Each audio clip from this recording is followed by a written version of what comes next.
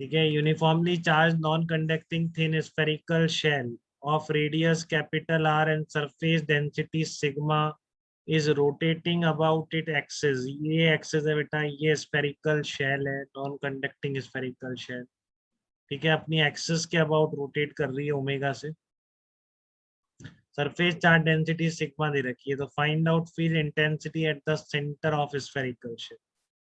ठीक है, तो आपको ये समझ में आना चाहिए कि इसमें बहुत सारी रिंग्स हैं और सब रिंग घूम रही है, तो चार्ज मूव कर रहा है, और जब चार्ज मूव करता है तो फिर उससे मैग्नेटिक फील्ड भी पैदा होता है।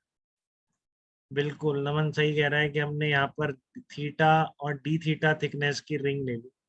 ये मैंने थिकनेस इधर दिखा दी, डी थीटा उधर दिखा दिया, तो थोड़ा सा गलत दिखा दिया। ठीक है ना, इस तरीके से लिया है। रिंग ऊपर होनी चाहिए। रिंग देखो ऐसे ही मानिए जैसे नॉर्मल आप मानेंगे इसमें।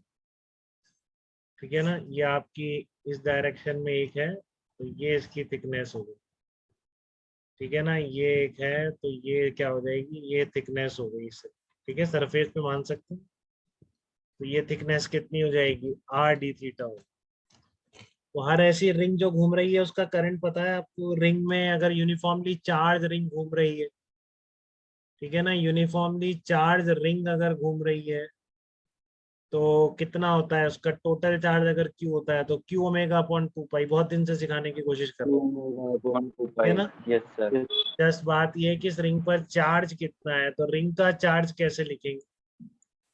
रिंग का चार्ज आप कैसे लिखेंगे, वो देखो आप, सिग्मा इंटू ये वाला surface area, are D theta में कितना एरिया आएगा उस स्फेरिकल सरफेस का, तो सबको पता है, length into width 2 pi small R into R D theta.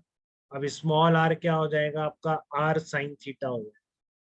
ठीक है, तो ये बन गया आपका सिग्मा 2 पाई r² sine theta D theta. इतना चार्ज है आर डी थीटा थिकनेस की रिंग के ऊपर। ठीक है ना, आर डी थीटा थिकनेस की रिंग के ऊपर इतना चार्ज है, सिग्मा 2 पाई r² sine theta D theta. तो इसमें बताओ कोई दिक्कत बेटा किसी को। इस रिंग में इतना चार्ज है और करंट कितना बनाएगा, घूम रहा है अपनी एक्सिस के अबाउट, तो ये रिंग जो करंट बना रहा है वो है डी क्यू ओमेगा अपॉन 2 पाई।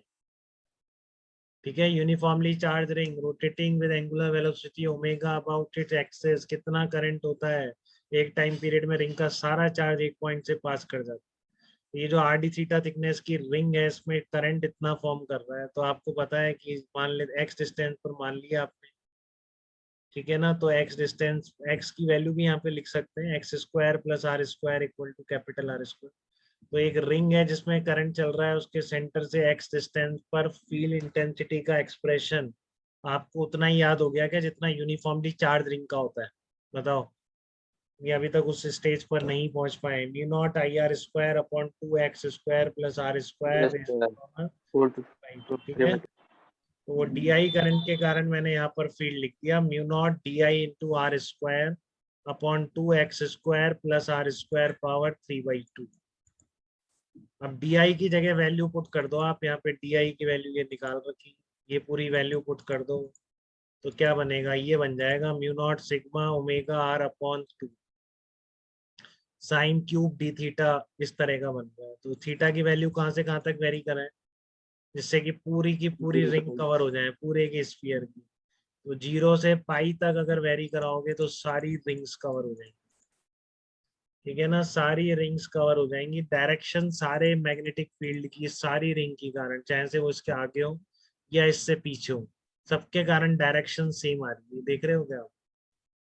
ठीक है ना, एम वेक्टर बनता है, मैंने बताया था ना, रिंग एम वेक्टर होता है, तो पूरी एक्सिस पर सेम डायरेक्शन में फील्ड पैदा होता है। ठीक है, तो इसलिए ऐड करने में कोई दिक्कत ही नहीं है, इनको डायरेक्ट इंटीग्रेट कर दो आप, थीटा की वैल्यू 0 से लेकर पाई तक। तो साइन क्यूब थीटा का इंटीग्रेशन कैसे करोगे, साइन 3 थीटा का फार्मूला आता होगा आपको, आता है कि नहीं आता। ट्रिग्नोमेट्री में याद किया है आपने, नहीं किया अभी तक।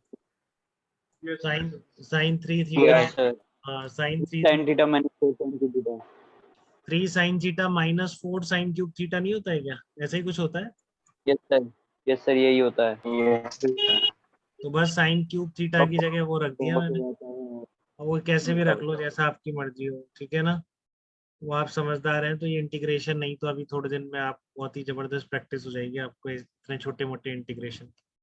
ठीक है ना। साइन क्यूब थीटा, आपको दिक्कत sine raise to power 4 theta में आती है, वो भी आप कर लोगे, मैथ वाले सब करा देंगे आपको इंटीग्रेशन बहुत ज्यादा, ठीक है ना।